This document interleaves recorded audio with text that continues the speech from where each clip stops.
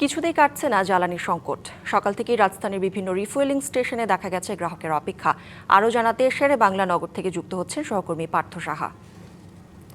পার্থ, তেল নেই হাঁকডাকের মধ্যে পাম্পের বাস্তব চিত্র কি, সেটা আপনার মাধ্যমে জানতে চাই। গৌরী, যেমনটি বলছিলেন তেল নেই এমন হাহাকারি কিন্তু রাজধানীর ফিলিং স্টেশনগুলোতে সকাল থেকে বিভিন্ন ফিলিং স্টেশনে আমরা আসলে ঘুরে দেখছি। প্রতিটি ফিলিং স্টেশনের চিত্রই কিন্তু একই রকম। যেগুলোতে তেল রয়েছে সেগুলোতে রেশনিং পদ্ধতিতে ভোক্তার যে চাহিদা, সেই চাহিদার খুব সামান্য পরিমাণ দেওয়া হচ্ছে তেল।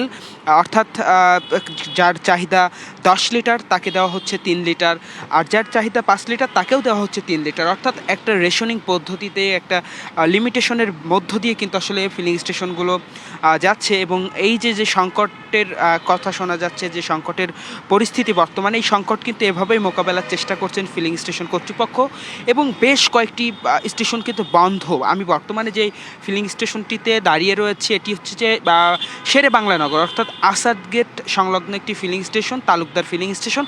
এখানে কিন্তু সকাল অর্থাৎ ভোর সকাল অবধি কিন্তু তেল সাপ্লাইয়ের যে দৃশ্য সেটি চোখে পড়লেও পরবর্তীতে কিন্তু এই স্টেশনটির তেল শেষ হয়েছে এমনটি জানিয়েছে কর্তৃপক্ষ।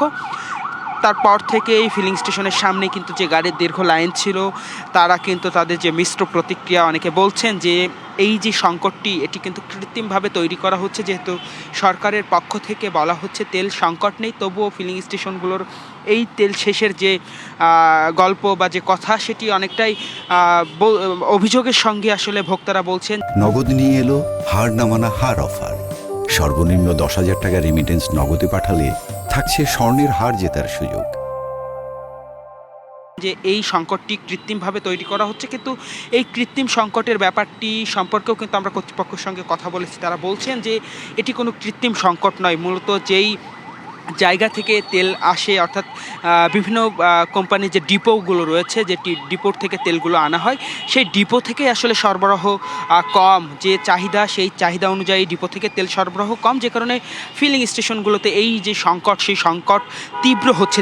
সময় যত যাচ্ছে ততই আসলে এই যে তেল সংকটের যে দৃশ্য সেটি কিন্তু তীব্র হচ্ছে। সকাল থেকে কবি বলছিলাম যে বিভিন্ন পেট্রোল পাম্প ঘুরে আসলে আপনার মাধ্যমে আমাদের দর্শকদেরকে যে তথ্য দেওয়ার চেষ্টা করছিলাম, সেই তথ্যের সবশেষ যদি জানিয়ে রাখতে চাই, এখন অবধি বেশিরভাগ পেট্রোল পাম্প বন্ধ রয়েছে এবং কর্তৃপক্ষ বলছেন যে ডিপোগুলো থেকে তেল সরবরাহ, অর্থাৎ ভোক্তার যে চাহিদা, সেই চাহিদা অনুযায়ী আসলে তেল সরবরাহ করা হচ্ছে না, যে কারণে এই রেশনিং পদ্ধতি এবং পেট্রোল পাম্পগুলো আসলে বন্ধ রয়েছে। কৌরি, এই ছিল শেরে বাংলা নগর পেট্রোল পাম্প থেকে আমার কাছে সবশেষ। পার্থ, ধন্যবাদ আপনাকে।